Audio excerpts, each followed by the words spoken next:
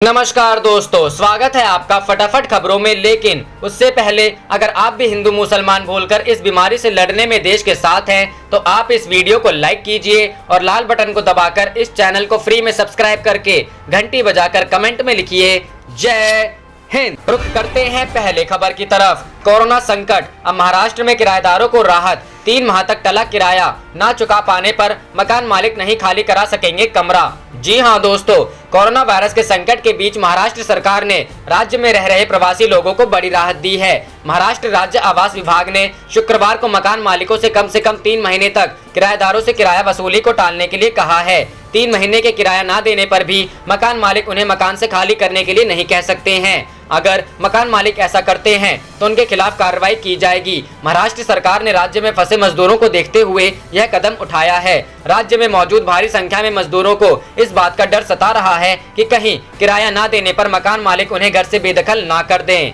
रुख करते हैं अगली खबर की तरफ। दिल्ली सरकार ने दी अभिभावकों को राहत, 3 माह की स्कूल फीस माफ। जी हां दोस्तों, कोरोना वायरस के संक्रमण को रोकने के लिए 3 मई तक लॉकडाउन है। सभी स्कूल और कॉलेज भी बंद हैं। ऐसे में दिल्ली की केजरीवाल सरकार ने जनता को बड़ी राहत देने का ऐलान किया है। डिप्टी सीएम मनीष सिसोदिया ने आदेश दिया है कि कोई भी स्कूल 3 महीने की फीस नहीं मांगेगा, सिर्फ 1 महीने की ट्यूशन फीस मांग सकते हैं। सिसोदिया ने कहा, जो ऑनलाइन एजुकेशन दी जा रही है वो सभी बच्चों को देनी होगी। जो माता पिता फीस नहीं दे पा रहे हैं उनके बच्चों को भी कोई भी स्कूल ट्रांसपोर्टेशन फीस और कोई अन्य फीस चार्ज नहीं करेगा। फीस बढ़ाने की भी नहीं है इजाजत। सिसोदिया इसके अलावा सिसोदिया ने कहा, सरकार ने आज फैसला लिया है कि किसी भी निजी स्कूल को चाहे सरकारी जमीन पर बना हो या गैर सरकारी जमीन पर फीस बढ़ाने की इजाजत नहीं दी जाएगी। सरकार से पूछे बिना कोई भी स्कूल फीस नहीं बढ़ा सकता।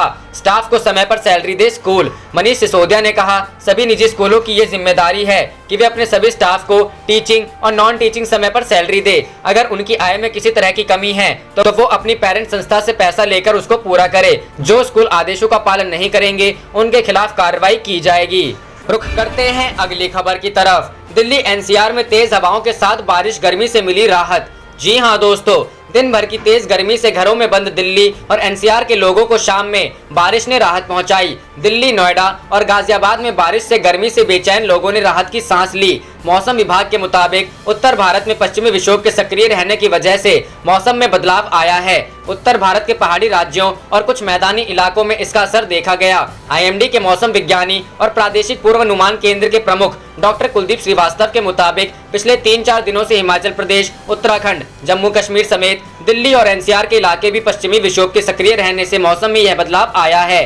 प्रादेशिक मौसम पूर्वानुमान केंद्र के प्रमुख डॉक्टर कुलदीप श्रीवास्तव के मुताबिक पश्चिमी विक्षोभ की वजह से दिल्ली, एनसीआर समेत उत्तर भारत के कई राज्यों में मौसम तेजी से बदला है। यही कारण है कि दिल्ली, एनसीआर के इलाके में शुक्रवार की शाम तेज हवा के साथ बारिश हुई। डॉक्टर श्रीवास्तव ने बताया कि हिमाचल प्रदेश, उत्तराखंड और जम्मू कश्मीर जैसे पहाड़ी राज्यों में पिछले 3-4 दिनों से बारिश हुई है।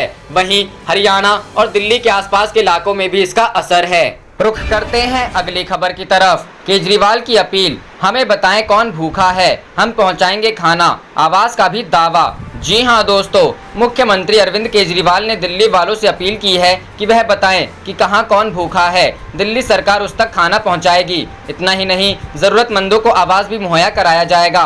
केजरीवाल की अपील कश्मीरी गेट में यमुना नदी के किनारे बड़े पैमाने पर लोगों के भीड़ जुटने के दूसरे दिन आई है। दिल्ली सरकार ने इन लोगों को देर रात तक अस्थायी आश्रय स्थलों में पहुंचा दिया था। अरविंद केजरीवाल ने माना कि बुधवार को यमुना नदी किनारे काफी प्रवासी गरीब लोग इकट्ठा हो गए थे।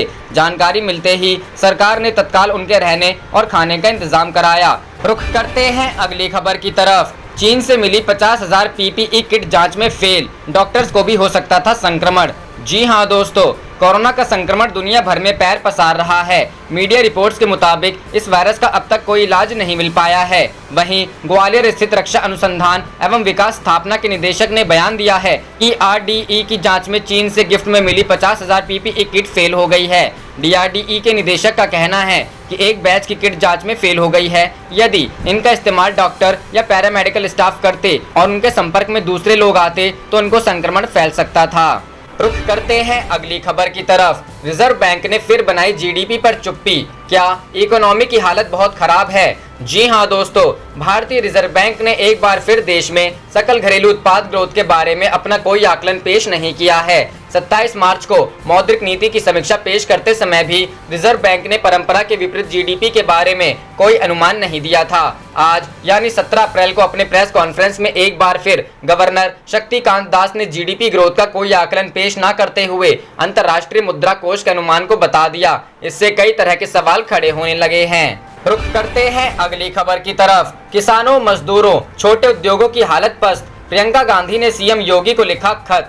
जी हां दोस्तों, कोरोना संक्रमण और लॉकडाउन के चलते किसानों, मजदूरों और छोटे कारोबारियों को हो रही परेशानियों को लेकर कांग्रेस महासचिव प्रियंका गांधी ने मुख्यमंत्री योगी आदित्यनाथ को पत्र लिखा। कांग्रेस महासचिव ने कहा कि कोरोना महामारी ने ज्यादातर क्षेत्रों की कमर तोड़ दी है। सूबे का हर एक तबका इस आपदा और इसके आर्थिक व सामाजिक दुष्प्रभावों से परेशान है। इस आपदा में सरकार आर्थिक व सामाजिक स्तर पर फौरन ध्यान दे और राहत भरे कदम उठाए। प्रियंका ने कहा कि किसानों की गेहूं की फसल की कटाई का समय चल रहा है। कोरोना आपदा की वजह से किसान बुरी तरह से परेशान हैं कि कैसे वो कटाई करे। सरकार ने कंबाइन मशीनों से कटाई की इजाजत भी दे दी है, लेकिन अभी तक कंबाइन मशीनों के मालिक प्रशासन से भयभीत है। इन मशीनों के चालक दूसरे प्रदेशों से आते हैं, उनके आने की व्यवस्था की जाए। हालत ये है कि जुर्माने के डर से किसान रात में गेहूं काट रहे हैं। रुख करते हैं अगली खबर की तरफ। लॉकडाउन पर उठाया राहुल गांधी ने सवाल। जी हां दोस्तों, लॉकडाउन को लेकर कांग्रेस के पूर्व अध्यक्ष राहुल गांधी ने केंद्र सरकार और प्रधानमंत्री नरेंद्र मोदी की कार्यशैली पर सवाल उठा दिया है। कोरोना वायरस से निपटने के लिए लॉकडाउन की नीति पर राहुल गांधी ने कहा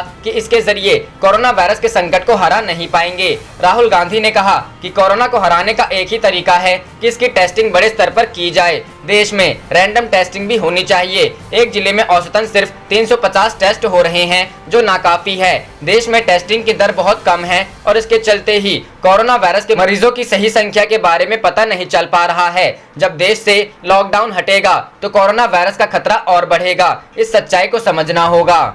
रुख करते हैं अगली खबर की तरफ। अब व्हाट्सएप पर भी बुक करा सकते हैं गैस सिलेंडर। इस नंबर पर करना होगा मैसेज। जी हां दोस्तों, गैस सिलेंडर बुकिंग का नंबर व्यस्त बता रहा है या फिर फोन लगने में दिक्कत आ रही है तो व्हाट्सएप पर भी सिलेंडर बुक करा सकते हैं। इंडियन ऑयल कॉर्पोरेशन ने गैस एजेंसी संचालकों को व्हाट्सएप नंबर के प्रचार के निर्देश दिए हैं। आगरा जिले में 107 गैस एजेंसी के 8.43 लाख गैस कनेक्शन हैं। इनकी बुकिंग फोन पर हो रही है। आईओसी ने बुकिंग के लिए व्हाट्सएप नंबर 7588888824 पर बुकिंग करा सकते हैं। All India Indian gas distributors association के आगरा संभाग के अध्यक्ष विपुल पुरोहित ने बताया कि उपभोक्ताओं की शिकायतें आई हैं कि रिफिल बुकिंग नंबर मिलने में देरी हो रही है। ऐसे करें मैसेज। ऐसे में इस नंबर पर registered mobile number refill type कर व्हाट्सएप कर सकते हैं। इससे गैस सिलेंडर बुक हो जाएगा। अगर नंबर रजिस्टर्ड नहीं है तो रिफिल हैशटैग के बाद 17 अंकों की एलपीजी आईडी नंबर लिखकर व्हाट्सएप कर सकते हैं। आईओसी के मुकेश कुमार ने बताया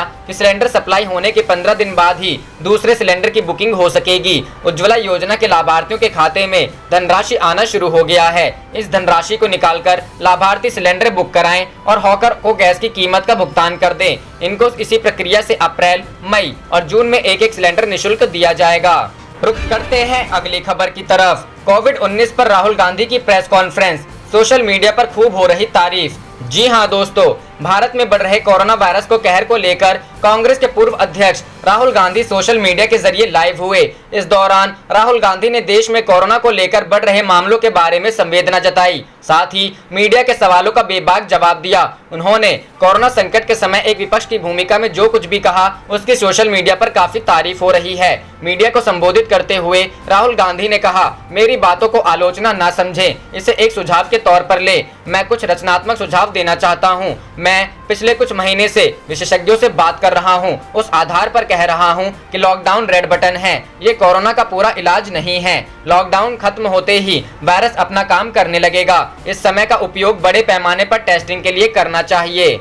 रुख करते हैं अगली खबर की तरफ। बिजली उपभोक्ताओं को मिली बड़ी राहत, 31 मई तक कोई भी। जी हां दोस्तों, बिजली उपभोक्ताओं को लॉकडाउन के दौरान विद्युत वितरण निगम ने बड़ी राहत दी है। अब उपभोक्ताओं के बिलों में कोई विसंगति ना हो, इसके लिए बिल पिछले 4 माह के औसत उपयोग के आधार पर जारी किए जाएंगे। यह सुविधा शुरू कर दी गई है। जो उपभोक्ता मीटर की फोटो व्हाट्सएप पर भेजकर मीटर रीडिंग के अनुसार बिल संशोधित कराना चाहते हैं उन्हें प्राथमिकता दी जाएगी। निगम द्वारा 31 मई 2020 तक कोई भी कनेक्शन नॉन पेमेंट के चलते नहीं काटा जाएगा। इसके बाद बिल जमा करवाने पर विलंब शुल्क वसूला जाएगा। जो कनेक्शन लॉकडाउन से पूर्व से कटे हैं उन्हें उपभोक्ता पार्ट पेमेंट कर चालू करवा सकते हैं। बिलों का भौतिक विवरण संभव नहीं है, इसलिए उपभोक्ताओं को बिल विवरण की जानकारी SMS, व्हाट्सएप, ईमेल आदि से दी जाएगी। सभी औद्योगिक श्रेणियों के उपभोक्ताओं की यथासंभव मीटर रीडिंग कराकर प्रचलित टैरिफ के अनुसार बिल जारी किए जा रहे हैं। जहां मीटर रीडिंग लेना संभव नहीं है वहां TCOF के अनुसार पिछले 4 माह के औसत के आधार पर